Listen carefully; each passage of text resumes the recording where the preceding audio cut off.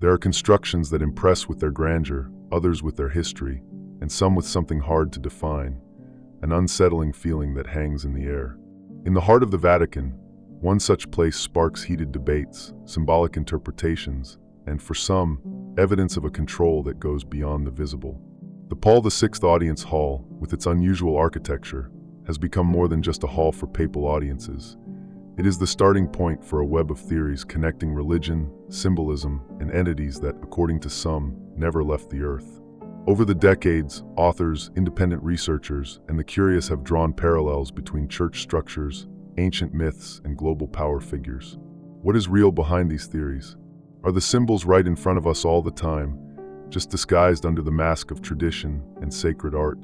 Welcome to another night, where mysteries never sleep. I'm Midnight, and this is 7 Nights. Before we begin, I'd like to ask for your help. Like the video, comment, and subscribe to the channel. It's just one click, but it makes a huge difference for YouTube to show these videos to more people, and for me to keep bringing this content to you.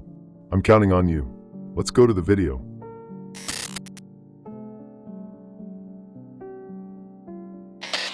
Imagine walking into one of the most sacred places in the world and slowly realizing that something feels off. Something your eyes see, but your mind insists on ignoring. The Paul VI Audience Hall in the heart of the Vatican is that place. Designed in the 1970s to host papal audiences, this auditorium stands out not just because of its size or modernity. It stands out because when viewed from above, it transforms.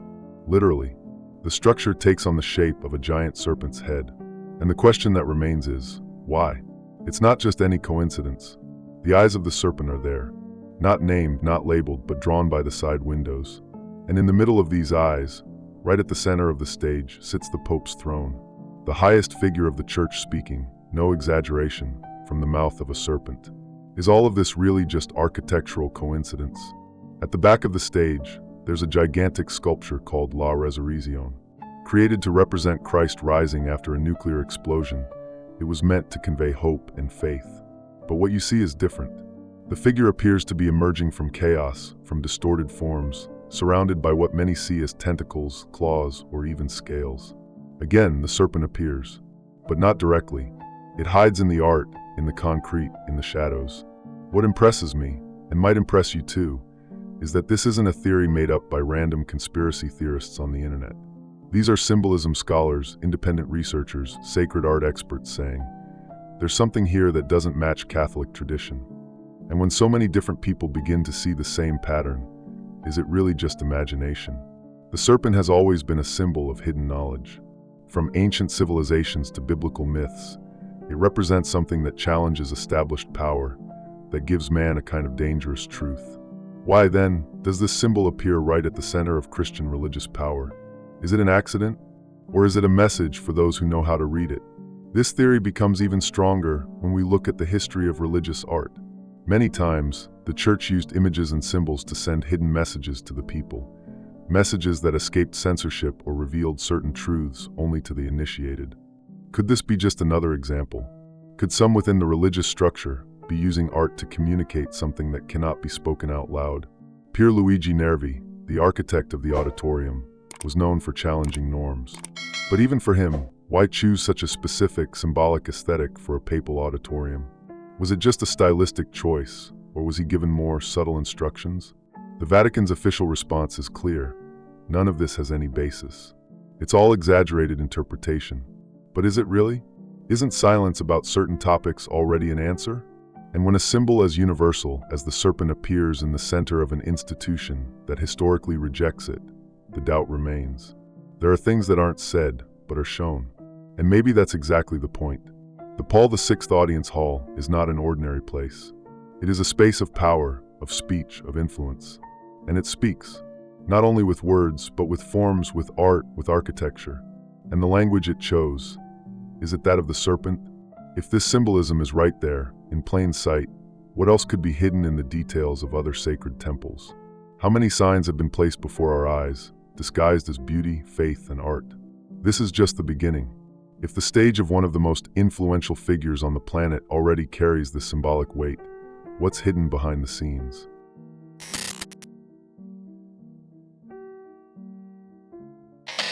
Let's now go a little beyond concrete and marble. What lies behind the symbolism? What could justify the presence of such loaded elements in a place like the Vatican? For many independent researchers, the explanation lies in a theory that has been gaining strength for decades: the presence of a non-human race, the so-called reptilians, that supposedly influenced and shaped civilizations since ancient times.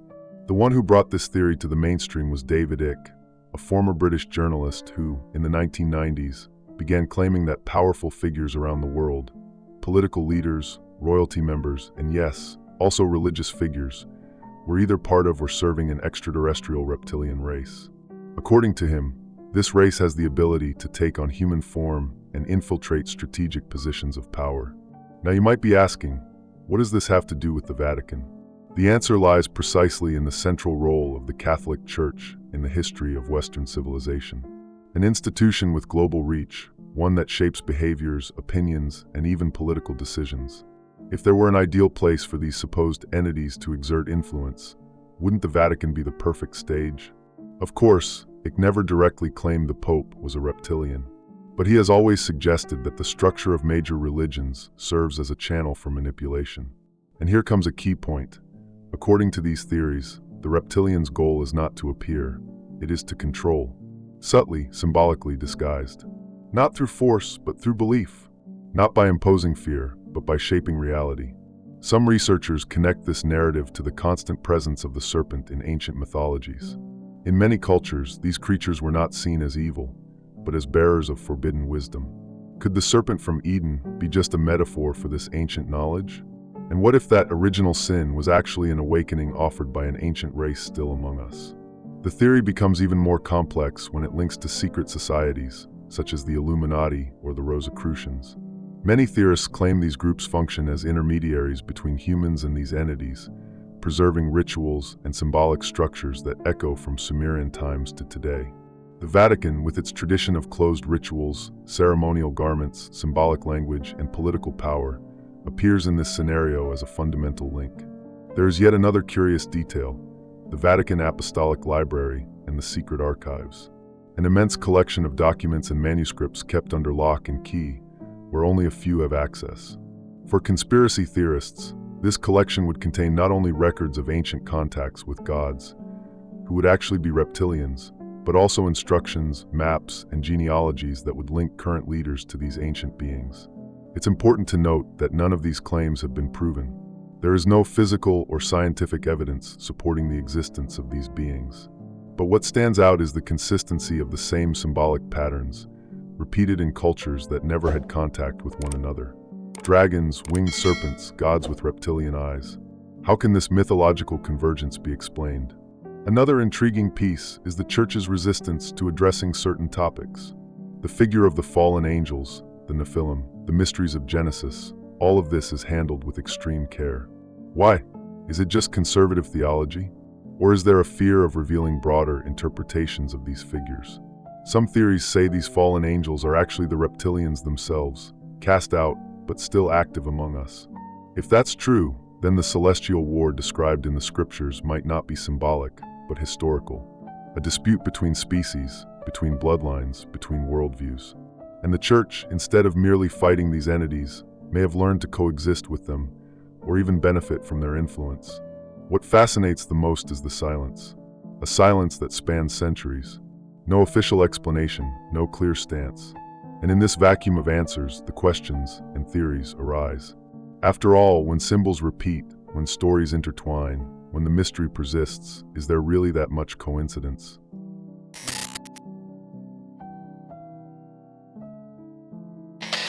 In any serious investigation, there comes a moment when one must stop, breathe, and ask, what is fact and what is interpretation?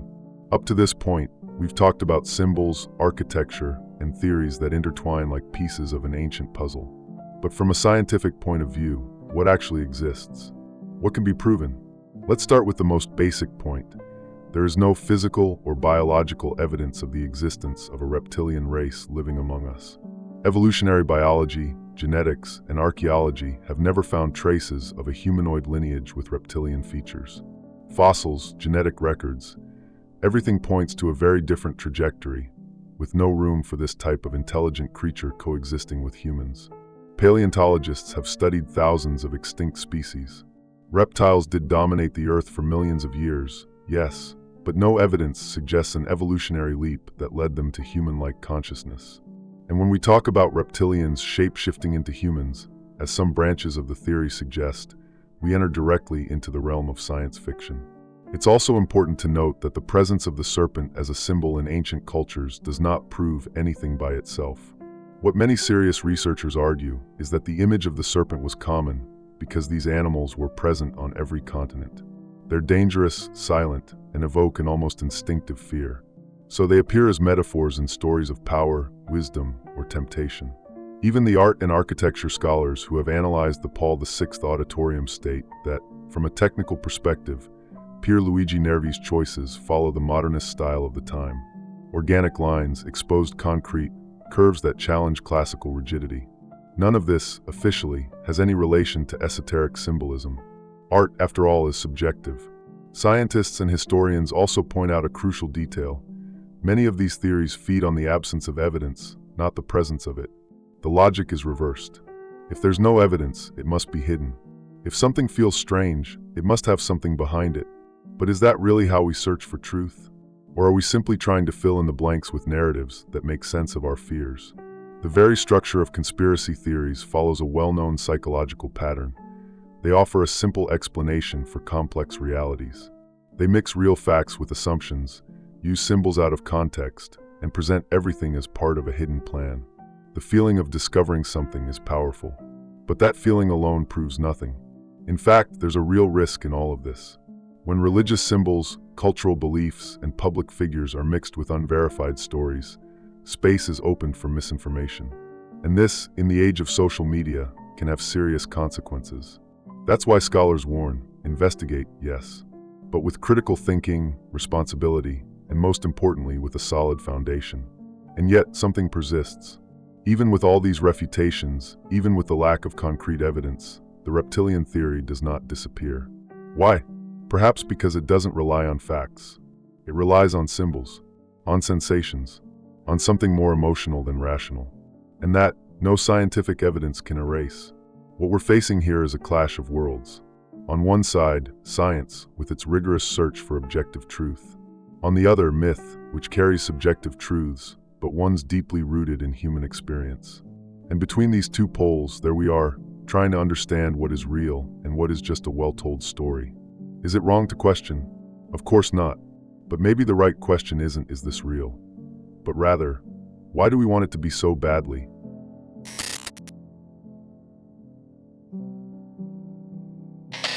Tell me something.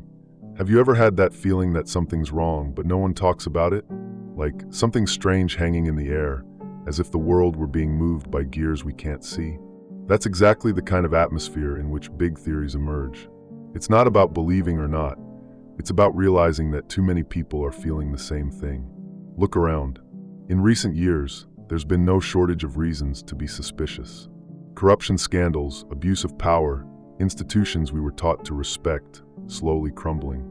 The trust people had in governments, in science, in religion, all of that has been eroded. And when no one seems trustworthy anymore, what's left? That's when the perfect scenario emerges for something like the reptilian theory to thrive. Because it offers an explanation. Strange? Yes. But it makes sense to those who feel betrayed. The idea that powerful figures, leaders, religious authorities, heads of state, are actually just faces of a larger control mechanism hits a nerve. And when the church enters that equation, with all its tradition and influence, the impact is immediate. The Vatican isn't just a religious center. It's a symbol of authority, of history, of secrecy. And that's exactly what makes it so vulnerable to theories. When people look at that millennia-old structure and see closed-door decisions, enigmatic rituals, silence in the face of certain issues, they start filling in the gaps with what isn't being said. And you've probably noticed, in recent times, theories have exploded. During the pandemic, for instance, almost everything became suspect. The vaccine, the governments, the media, and the Pope ended up on the list too. Not because he did something directly, but because he represents global power. He represents the idea of someone who knows more than we do. And that, to those who no longer trust anyone, is pure fuel. These theories don't rely on evidence. They live off doubt. They are born where trust dies. And they feed on every silence, every poorly given answer, every "this can't be discussed." Have you noticed how the absence of explanation creates more questions than a bad answer? And in this game of questions, the reptilian theory is almost a metaphor. It speaks about the fear of the invisible, of what lies behind what we see, of what manipulates, decides, imposes without ever truly showing its face. That's why it endures, even when it's denied. Because it's not about aliens, it's about control, about feeling small in the face of something that always seems one step ahead. And here's another question. Do we really need an alien race to explain the world? Or do these theories arise because no one believes the official explanations anymore? Maybe the reptilians are a reflection of our own fear, the fear that the real monsters are human and are exactly where we least expect them. The church, the governments, the corporations, all are under pressure, not just because of scandals, but because people are tired of obeying without understanding. And when transparency fails, speculation is born. Silence, once again, speaks louder than any official statement. The theory spreads, not because it's proven, but because it makes emotional sense. It organizes the chaos. It gives a name to the unknown. And in the midst of so many changes, so many losses, so much uncertainty, it becomes, for many, the only narrative that seems coherent. So tell me, do people really believe in reptilians? Or are they just trying to understand why they feel dominated by something they can't see?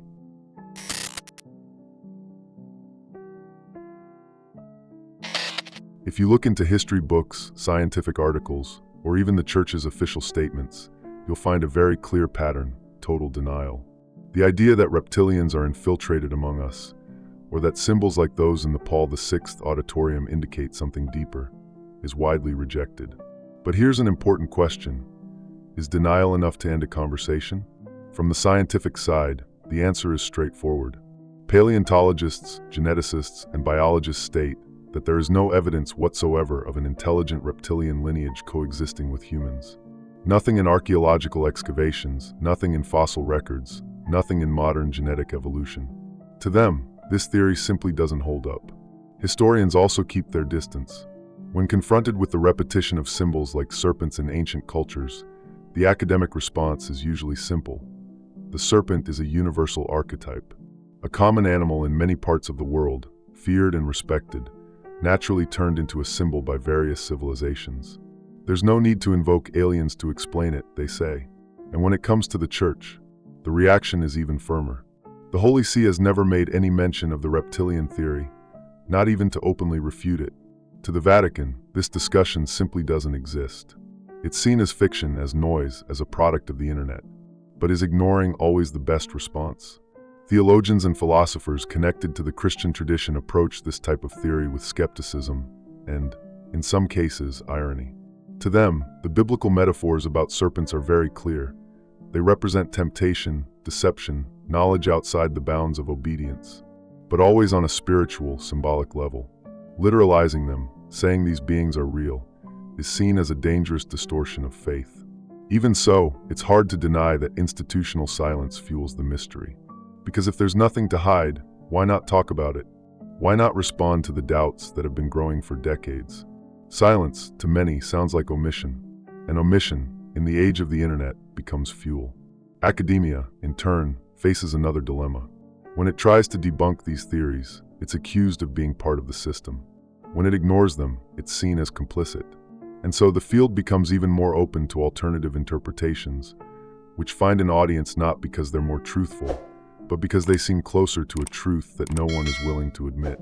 And here, we need to be honest. There's a huge gap between academic discourse and public feeling. It's one thing to say there's no evidence. It's another to deal with the feeling that something is wrong. And as long as that gap exists, the theories won't stop. Have you noticed how sometimes, the more something is denied, the more it grows? It's as if denial strengthens curiosity. If they're saying this is false so insistently, could it be because there's something there? That's the paradox. The reptilian theory may be rejected by those who study the world rationally, but it remains alive because it speaks in a different kind of language. It stirs the symbolic, the unconscious, what logic can't explain. And lately, the world has become less and less logical. So maybe the point isn't to prove or refute. Maybe it's to understand why this theory continues to make sense to so many people, even without the support of science or religion. And when that happens, who's really in control of the narrative?